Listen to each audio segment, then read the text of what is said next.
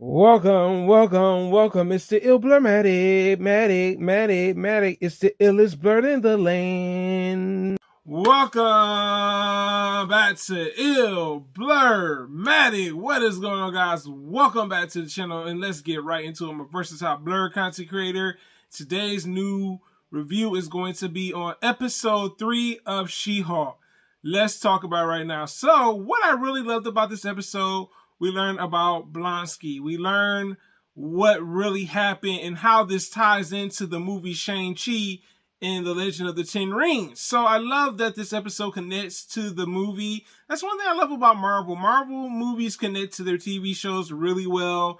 And we find out that Blonsky said, yo, I was forced to leave my cell while I'm in prison, and Wong is the reason that I'm here. He's telling Jennifer that. I love the kind of the character dynamics. We see Jen like telling him, like, you can't just be leaving out of jail and doing what you want to do, but it was against his own free will. He did return, so we do understand that he didn't just like go around roam freely as Abomination, because Blonsky is also known as Abomination. I did like that aspect of this episode. Also in this episode was really interesting that they divided this episode into like two different cases. The first one with Abomination, Blonsky halts one of his nemesis. The other part of this episode, we're introduced to Jen's old co-worker that seemingly thought that he was dating Megan Thee Stallion. To find out that it was an Asgardian light elf that disguised herself as Megan Thee Stallion. And it was funny to me because I was like, wow, this is a funny case, man. You know what I'm saying? He got catfished. And literally he's saying, look, you know, I didn't know that this woman was posing as Megan Thee Stallion. He thought he was really dating Megan Thee Stallion because he wanted a celebrity website for dating. And I love that we learn a little bit about the information. I love how the light elf kind of trolled him. She disguised herself as his lawyer.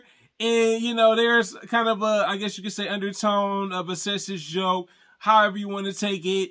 But it wasn't like super cruel, I guess, to some degree. You like what you like or you don't like it. Also in this episode, we see Blonsky take having a new change, or, you know, changing who he really is. Blonsky is kind of in a poly relationship with all these lovers. I thought that was funny. He had all these women come to his case.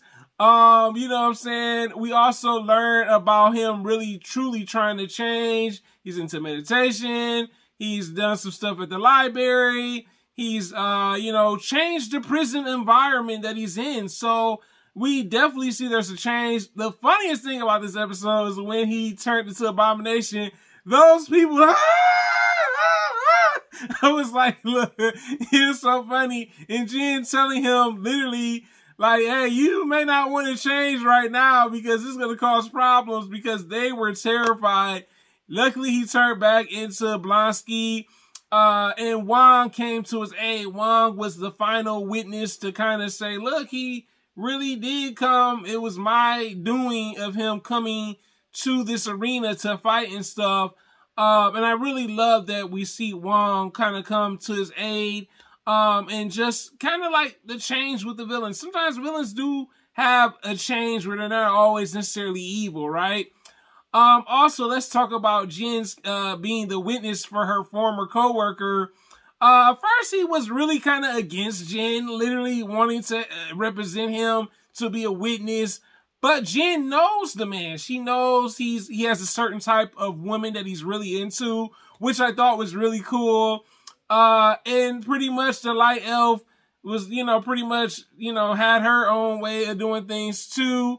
And I thought that was really cool to some degree, that we saw that case go down and Jen helping him win the case, despite him not really wanting Jennifer to literally take on the case. I was like, man, like, if you wouldn't have had her take on the case, you wouldn't have won it. You know what I'm saying? So the episode for me, I like it. You know what I'm saying? I'm kind of growing to like enjoy this show a little bit more. It's not superhero. We do see one scene where Jen's fighting these super villains. and taking them out, and she becomes She-Hulk. I mean, she's She-Hulk most of the time in this episode anyway. But it's definitely a different type of superhero show. I like the court perspective. We also see Jen still kind of learning that she has to understand that people look at you as She-Hulk and not Jennifer, attorney of law. So we do see her still having this newfound fame. I love how they use social media in this episode. That was really well thought of. Overall, I thought this was a really solid episode. Like I said, it's a different type of TV show. If you're not into like court dramas and kind of like with a superhero take on it with a bit of a comedy, this might not really be the thing for you. But I enjoyed the episodes. Have you guys seen the latest episode of She-Hulk episode 3? You tell me in the comments, guys. Your boy Blurmatic. Thanks for commenting. Thanks for liking and subscribing. And also, I am a blur living in the world. And so next time, guys, have a great day. And I'm out. If you made it to the end of the video, you are the real winner.